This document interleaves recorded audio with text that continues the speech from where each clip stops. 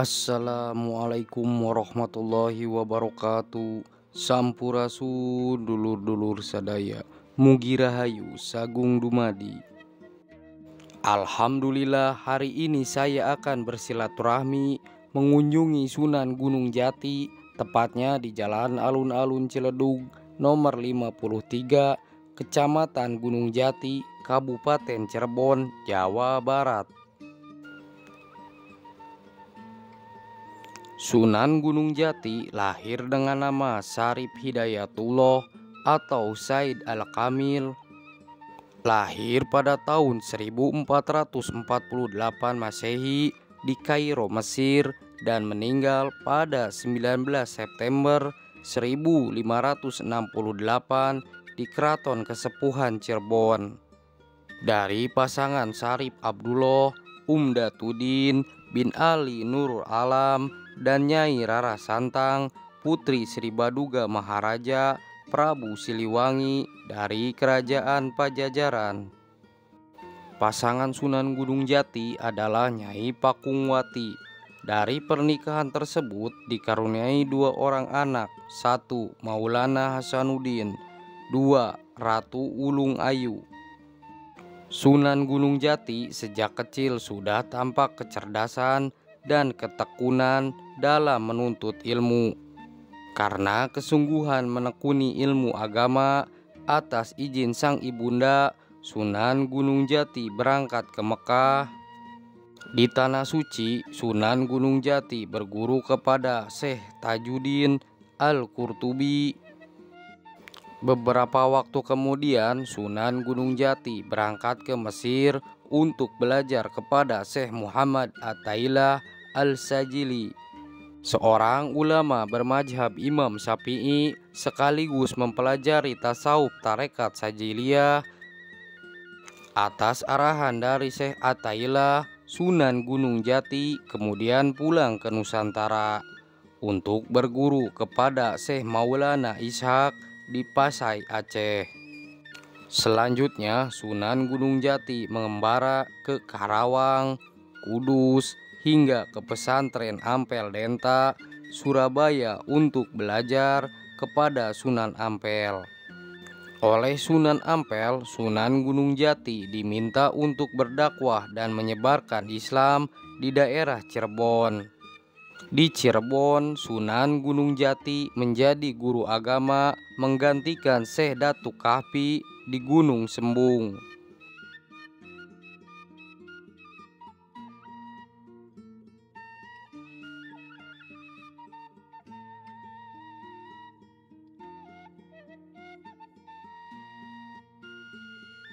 Mohon dukungannya dengan cara like, komen, dan subscribe, dan aktifkan bunyi loncengnya agar mendapat pemberitahuan video terbaru dari channel ini.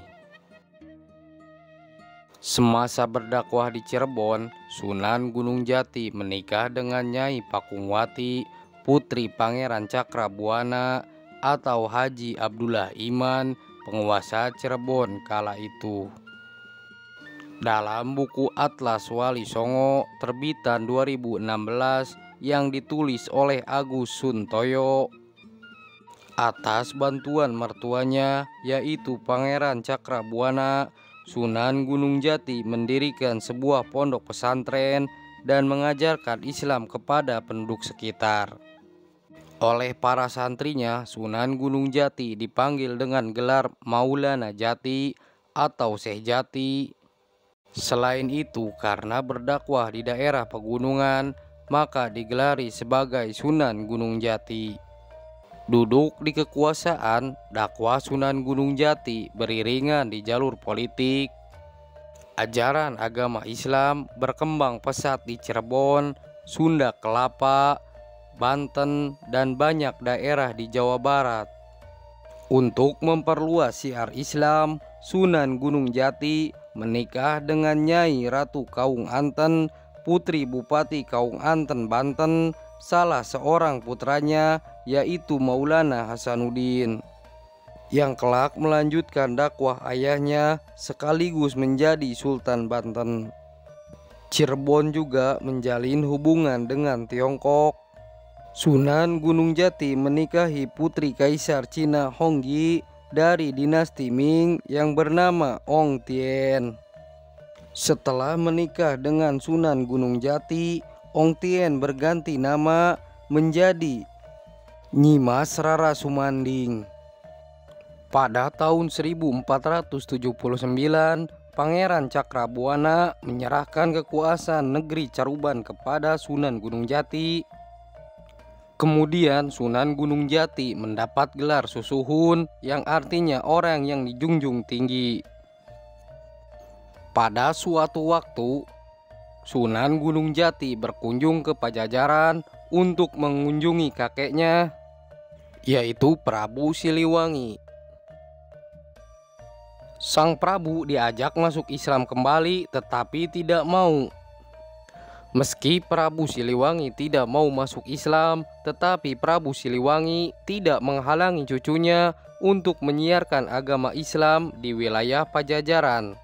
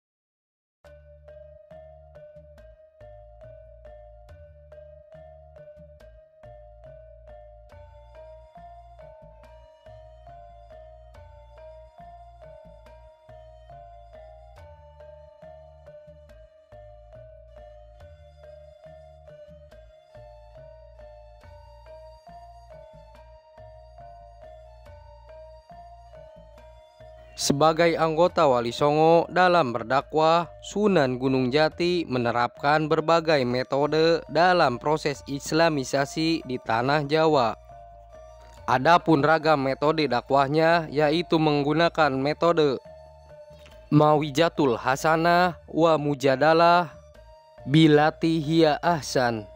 Selain itu juga menggunakan metode hikmah sebagai sistem dan cara berdakwah para wali yang merupakan jalan kebijaksanaan yang diselenggarakan secara populer, atraktif, dan sensasional.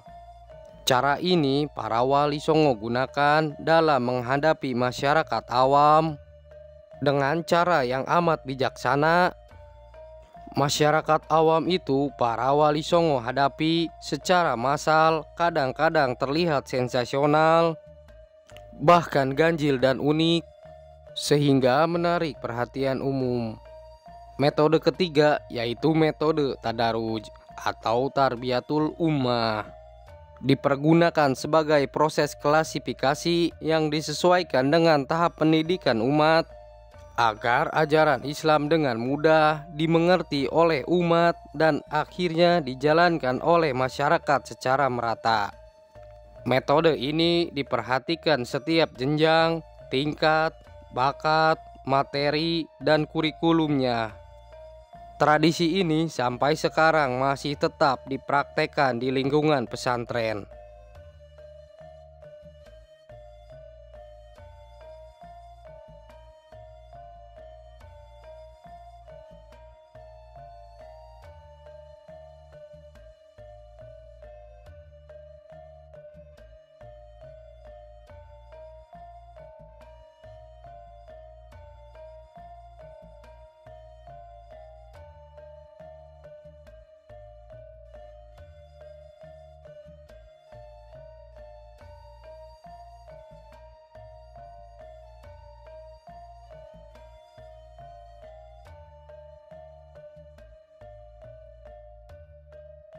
Pada usia 89 tahun, Sunan Gunung Jati mundur dari jabatannya.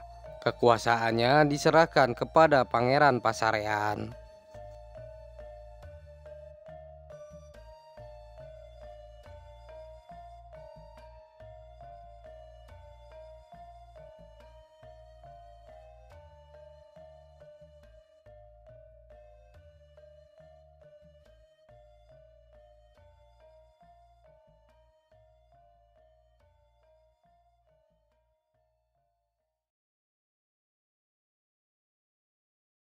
Cukup sekian sejarah singkat Sunan Gunung Jati atau Syarif Hidayatullah. Mohon maaf apabila ada kesalahan dalam penyampaian dan tutur kata yang tidak berkenan. Mari kita jaga dan lestarikan sejarah. Wassalamualaikum warahmatullahi wabarakatuh.